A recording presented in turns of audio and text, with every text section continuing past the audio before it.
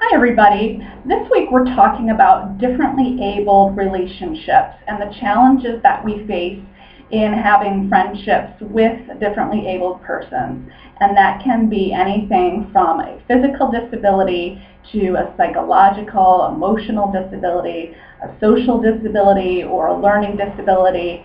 This crosses all sorts of bridges. And what I first wanted to do is share a little bit of experience with you about my own disabilities, because they weren't disabilities that I was born with, and I think that that is important to consider, because when you are born with a disability, then you sometimes have no notion of how to experience life in a different way, and you have put in place a lot of different coping mechanisms for the disability that you have experienced. And your life has been centered around caregivers and other support systems that are helping to aid you with this disability. Now, I'm not saying that this is a better or worse situation than someone who experiences a disability later in life, but it's just different. And I wanted to point out that for those people that are trying to cope with a disability that they were not born with, that there are several different challenges that people face as they learn to cope with this disability.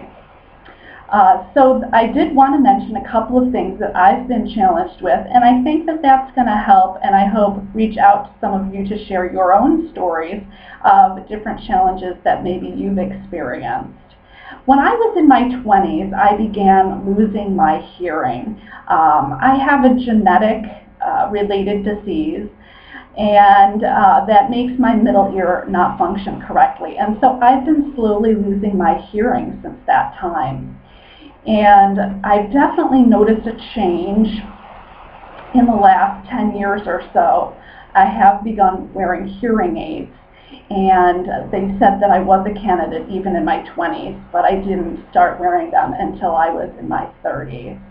Now, I have seen many different things happen as a result of this. As my hearing's gotten worse, it's become more and more challenging for me to teach in a classroom setting because I simply can't hear the students during a discussion situation.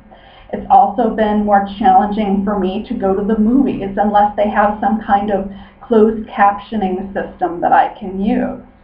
And people don't understand that it's necessary for me to even have the closed captions on when we're watching home movies. And I've seen my friends struggle with that because they find the closed captions annoying, and they don't understand why I would need to have them to be able to enjoy a film.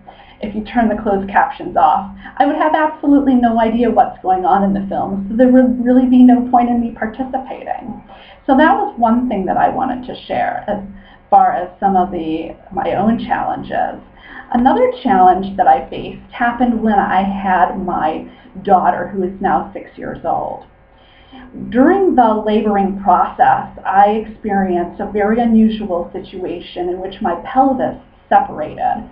This means that I was left in extreme pain and couldn't walk after the experience. Now, this was in some ways a temporary disability, but I was sent home from the hospital with a walker, and I couldn't move on my own. I couldn't get anything for myself. I couldn't take care of my newborn daughter, and I needed lots of people to assist me. This was not something that I had ever experienced before.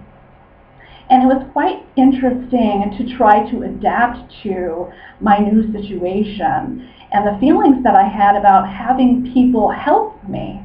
A lot of us, we feel so independent that when we can no longer help ourselves, or we need a lot of other people to get things for us, just to even bring us a glass of water, we feel like we don't have as much control over our lives anymore and as much independence. And that can bring on all sorts of emotions like anger about the disability, or grief as you kind of mourn the loss of something that you had before. It can be a very emotional situation, and sometimes people handle it differently from day to day. Frustrations can peak on certain days, and maybe you're not quite as accepting about the situation on one day as you are on another. And all these emotions affect our relationships with the people that are helping us and our friends and our support system. And our friends often don't know how to react when there's some sort of physical challenge or emotional challenge that we're trying to cope with, because they haven't changed, we have. And so it can be rather difficult to navigate these new waters of friendship and to get used to each other again. Now, this can also happen in a relationship that you have with your spouse. Perhaps you and your partner, and this could be married or unmarried, of course, have entered into the relationship and you are both physically healthy and well with no differently abled challenges, but during the course you suffer some kind of loss. Maybe you have a stroke, or as I did, a pelvic separation, or you've lost a limb, or you're in a car accident. And I'm sure one that many of you can identify is that somebody who comes home with an injury after serving in the military. And so this can present an entirely new set of challenges for everybody that is surrounding them as everybody learns to cope with this new person. And as you're learning to cope with a completely new relationship, there may be different sets of challenges that you experience and different situations that you have to go through together. And that can put a great strain on a relationship. So it's interesting to have to go through this new situation with the person and see what your preconceived notions are or stereotypes about these disabilities and work through them together. So that's what I wanted to say at the beginning of our discussions.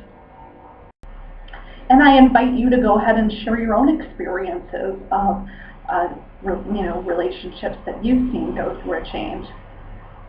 Or maybe even some of the volunteer services that you've done with differently abled people, and what kind of stereotypes you've noticed, and how those stereotypes are different than the actual situation that they find themselves in, and what type of different services are needed for people that are not being serviced. So feel free to comment on my video and contribute your own thoughts and feelings about everything I've discussed. Looking forward to our discussion.